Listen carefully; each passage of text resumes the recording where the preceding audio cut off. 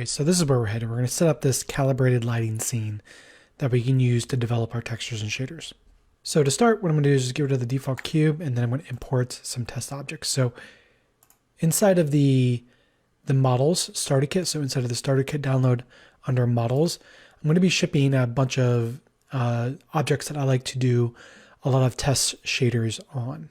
These are just like really organic and very hard surface types of objects that are just good for developing shaders on. I'm going to start by just bringing in the Rhino low object.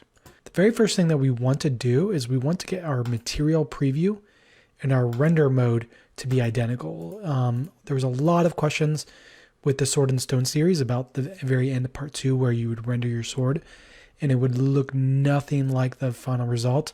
That is a big no-no that we want to kind of get rid of right off the bat, just to prevent any future problems. So what we want to do to fix this is go up to our options up here and we want to turn on C lights and use scene world. So that what that's going to do is make our material preview identical to our rendered mode. So eventually what we can use is this material preview in the rendered mode right here to be cycles, and then we can use the BEV, or we can just have both of them BEV. So from here, I'm just going to drop in a ground plane so we can see our backdrop. Scale that up to something like 5. And what we want to do to first is set up this initial key light. And we want to make sure that this Rhino is completely white. No guessing games. So if he comes in with a material, just go ahead and minus that out. And then I'm just going to click new right here to do new material. And we're just going to make this completely white. And I'm going to turn off any kind of specularity that's happening on here. And what this is going to do is this is going to allow us to kind of calibrate this light right here. And we're just going to start by putting this somewhere at a 45-degree angle. You want at least a 45-degree angle. We're going to make basically all of our assets facing the X direction. And this will basically give us some directionality.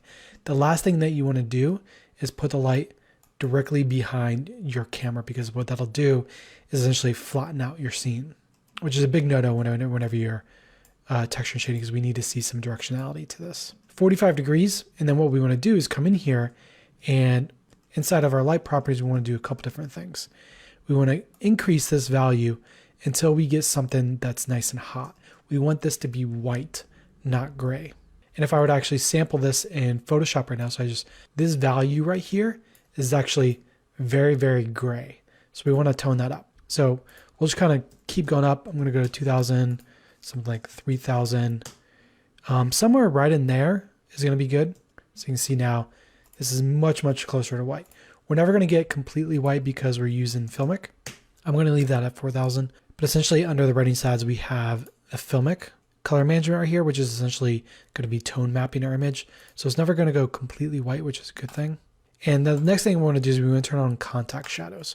So if we look down here, our shadow right there, if we don't have that on, it's going to be really, really chunky. If we turn that on, it's going to be nice and crisp. So this is going to kind of be something that's going to be a little bit heavy. So if you are on a slower computer, you might want to just leave that off. I'm going to leave it on. Great. So now we want to set up our environment light. And we're going to do that by going over to our world. And this will basically serve as basically our rim light and a fill light. And I have this HDRI that I'm going to ship with the downloads. This is going to be in starter kit. This is all just from HDR Haven. If you don't know them, it's just hdrhaven.com. Feel free to grab some HDRIs from there. They're really great. But if you notice something really quick about this HDR is that it has a blue color temperature into it. So we're going to need to take care of this because we don't want any color temperature in these lights at all. We want them to be neutral. So we're going to bring that in with our world. We're going to go to our color right here. And then instead of going to environment texture right off the bat, what we're going to do is we're going to hue saturation value. And the key thing that we're after here is going to be that saturation.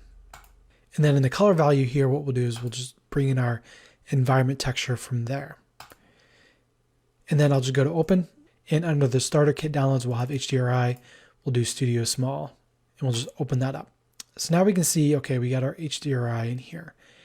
And the lighting right now is really, really, really flat, right? We want to get a lot of directionality and a lot of shape into this. So what we need to do is rotate this HDRI and tone it down a bit. So our key light's over here, which means we're going to want our fill light to be over here. And we want our rim light to be in the back right there. So what we're going to do is go to our vector. We're going to plug in a mapping. which is essentially going to allow us to rotate this. And the mapping is going to need some UV coordinates, or else it's not going to work. You notice we have this big black environment right now. So to fix that, we just simply plug in a vector and we're going to do texture coordinate generated. And now we're basically back to where we were before. But now we basically have that pass-through node right here with a rotation. So now what we can do is just rotate this. So we'll just rotate this around something like 90 degrees. So that now we have our key light right here coming from 45 degrees, our fill light 45 degrees, and then we have our rim light back here. So this is very basic 3-point lighting. So from here, we're still dealing with a very, very flat looking environment. So what we want to do here is tone this way back, something like 0.1 in the strength. And right now you notice that we still have that blue color temperature in here.